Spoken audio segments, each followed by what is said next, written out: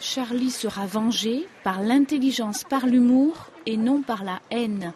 Ce sont des mots et des dessins de lycéens ce matin, sans l'intervention des profs.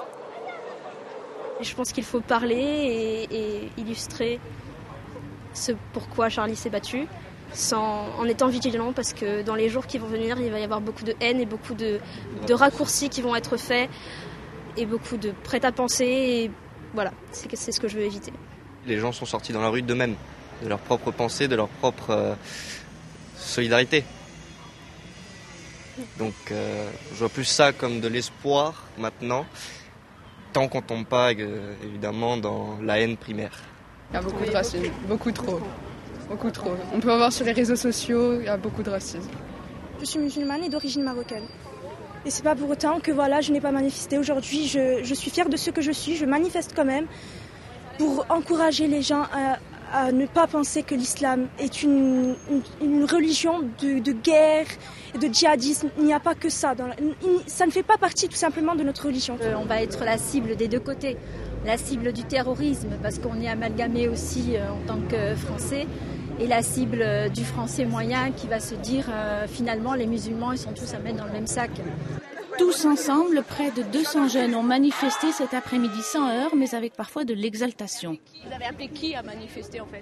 Tous les lycées et puis tous ceux qui sont prêts à manifester avec nous parce que c'est quand même... Charlie! Ben voilà, le mot est dit, on est tous Charlie.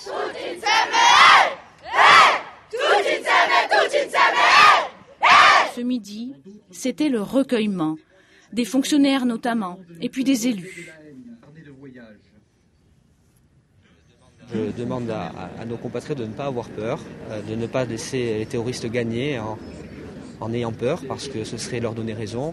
Ce qui s'est passé est très grave, c'est une atteinte à une règle fondamentale de notre démocratie, qui est la liberté de la presse. C'est aussi une atteinte à la dignité humaine. Il ne faut pas faire d'amalgame.